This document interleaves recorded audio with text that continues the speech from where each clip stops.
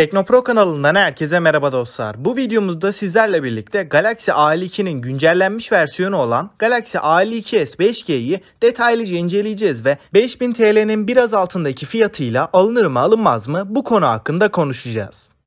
Dostlar, desteğiniz gerçekten benim için çok önemli. Eğer bana destek vermek isterseniz kanalımıza abone olabilir ve bildirimleri açarak yeni videolarımızdan haberdar olabilirsiniz. Şimdi her zaman olduğu gibi cihazımızın tasarım detaylarıyla başlayalım. Telefonumuzun arka kısmına baktığımızda A52'den aşina olduğumuz kasa yapısı bizleri karşılıyor. Kamera modülümüzde dikey bir şekilde hafif çıkıntılı bir dikdörtgen modüle konumlandırılmış. A52s'in arka kapağının kavisli bir yapıya sahip olduğunu da söyleyelim. Malzeme yapısı olarak da maalesef hem çerçevelerimizde hem de arka kapağımızda plastik bir yapı kullanılmış. Elde tutuş hissiyatı olarak da A52 ile benzer bir kalite sunduğunu söyleyebilirim. Telefonu elinize aldığınızda mat bir yapının kullanıldığını hissediyorsunuz. Kalınlık ve ağırlık kısmında ise Galaxy A52s 8.4 mm'lik kalınlığa ve 189 gramlık ağırlığa sahip. Uzun süreli kullanımlarda da Galaxy A52s'in elimizi pek fazla yormadığını belirteyim. Ancak malzeme kalitesi olarak Galaxy A52s A52'ye göre herhangi bir farklılık sunmuyor. Yani maalesef halen esneme problemi devam ediyor diyebilirim.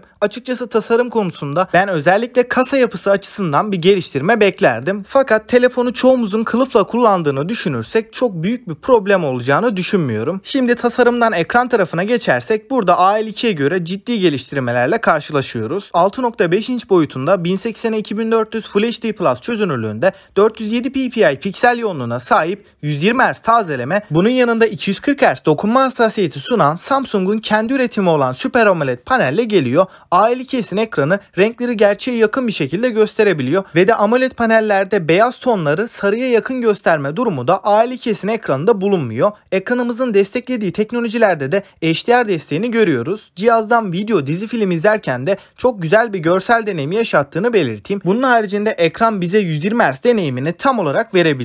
A52'nin ekranı kullanmak gerçekten çok keyifli. Oyun oynarken de her ne kadar bu cihazda 90 FPS alamasak da ekranımızın panelinin kalitesi üst seviye olduğu için yine de güzel bir oyun deneyimi alabiliyoruz. Bunun yanında ekranın AMOLED olmasının artılarından biri de Always On Display özelliğinin bize sunuluyor olması ve bu ekranın diğer artısı da pil tarafında özellikle telefonu karanlık modda kullandığımızda siyah alanlardaki pikseller ekranımızda tamamen kapatıldığı için cihazımızın batarya performansına da önemli derecede bir katkı yapmış oluyor. Bu sayede Galaxy A52 karanlık modda kullandığımızda %15 civarında daha iyi bir batarya ömrü sunduğunu söyleyeyim. Bunlara ek olarak ekranımız parlaklık konusunda da bizi üzmüyor. 800 nit değerinde bir parlaklığı bize rahatlıkla sunabiliyor. Parlaklık oranını %70-75 arasına getirdiğimizde de güneş ışığı altında ekranı görmekte kesinlikle zorlanmıyoruz. Bu da ekranımızın en önemli artılarından diyebilirim. Dostlar, bence Galaxy A52'nin ekranı amiral gemisi bir cihazı aratmayacak derecede oldukça kaliteli bir yapıya sahip. Görsel deneyim açısından kesinlikle başarılı olduğunu söyleyebilirim. Şimdi ekrandan donanım tarafına geçtiğimizde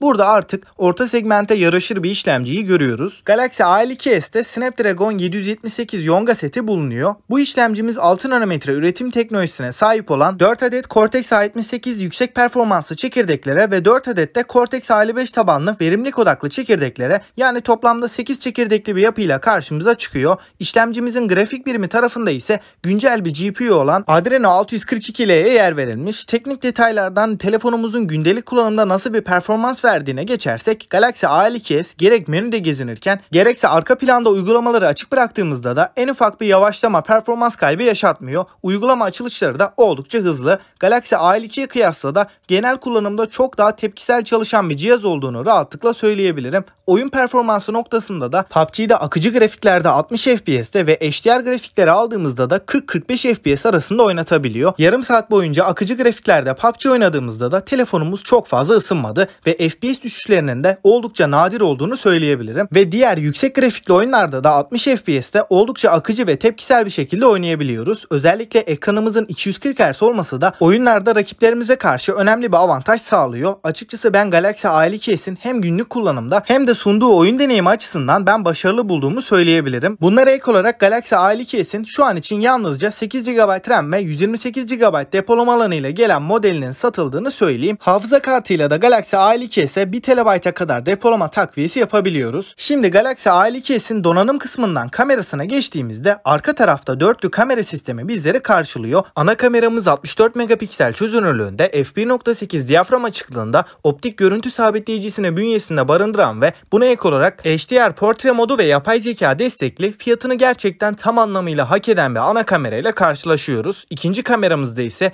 12 megapiksellik f2.2 ultra geniş açı lensine yer verilmiş. Üçüncü ve dördüncü kameralarımızda ise 5 megapiksel f2.4 diyaframa sahip olan makro ve derinlik algılama kameraları kullanılmış. Dostlar, fotoğraf çekim kalitesi olarak Galaxy A52s özellikle yeterli derecede ışığın bulunduğu ortamlarda amiral gemisi cihazları dahi aratmayacak seviyede gayet kaliteli kareler ortaya koyuyor. Fotoğraflarda renkler olması gerektiği gibi gerçeğe yakın bir şekilde önümüze çıkıyor. Bunun yanında düşük ışık performansı olarak da orta segmentin diğer rakiplerinden rahatlıkla daha önünde olduğunu söyleyebilirim. Dostlar, özellikle Galaxy A52s'in ana kamerasıyla çektiğimiz fotoğraflar gerçekten fiyatını tam anlamıyla hak ediyor. Hatta fiyatın üstüne bir performansı da bize ana kamerasıyla verdiğini söyleyebilirim. Cihazımızın video çekim performansına baktığımız zaman burada OIS desteğini görüyoruz, ancak yalnızca 1080p 30 kare videolarda OIS desteğimiz çalışıyor. Samsung bize orta segmentte olmayan bir OIS desteğini sunmasına rağmen 4K ve 60 kare videolarda böyle bir kısıtlamaya gitmesi gerçekten üzücü.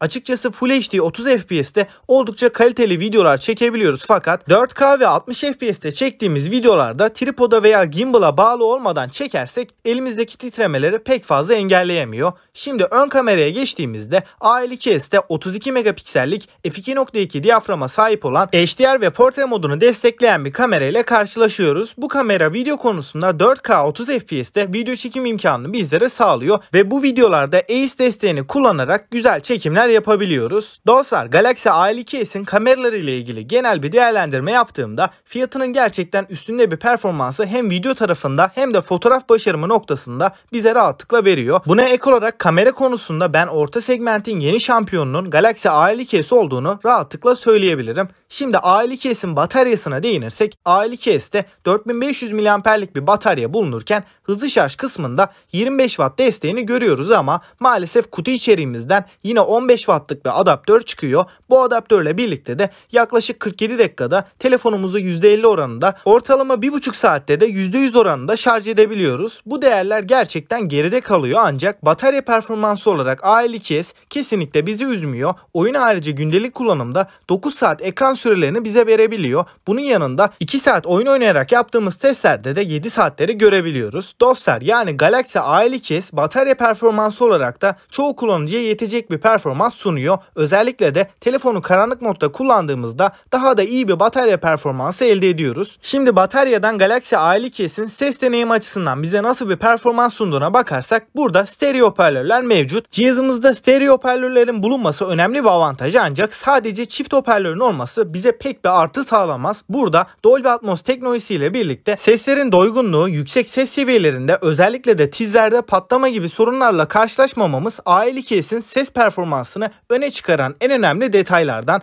Bunun yanında cihazımızda dizi film izlerken ve oyun oynarken de vermiş olduğu ses performansı oldukça doyurucu. Buna ek olarak seslerin hangi taraftan geldiğini anlamamız da kullanıcı deneyimimizi arttıran diğer detaylardan. Galaxy A52s'in yazılım ve güncelleme desteğine gelirsek, Galaxy A52s kutudan Android 11 ve One UI 3.1 arayüzüyle geliyor. Arayüz deneyimi açısından özellikle Xiaomi'nin MIUI arayüzüne kıyasla çok daha oturmuş ve stabil çalışan bir arayüzünün olduğunu söyleyebilirim. One UI 3.1 A52s'te gerçekten sorunsuz bir şekilde çalışıyor. Güncelleme desteği olarak da Samsung Galaxy A52s için 3 ana Android güncellemesi ve 4 yıl boyunca da güvenlik güncellemelerini vereceğini açıkladı ve bu güncellemeler Samsung tarafından duyurulduğunda cihazımıza hızlı bir şekilde ulaşacak. Bu güncellemelerle birlikte de A52s'in işlemcisinin getirdiği avantajlarla ilerleyen yıllarda da stabilitesinin bozulmayacağını söyleyebilirim. Şimdi Galaxy A52s'in kablosuz bağlantılarına bakarsak burada 5G desteğine yer verilmiş ve Wi-Fi 6 ve Bluetooth 5.0 teknolojisi de A52s'te bulunuyor. Suya ve toza karşı dayanıklılıkta ise Galaxy A52s IP67 sertifikasına sahip. Bu sayede rakiplerinden bayağı öne çıktığını söyleyebilirim. Çünkü orta segmentte hiçbir model IP60 serisi bir sertifika ile korunmuyor.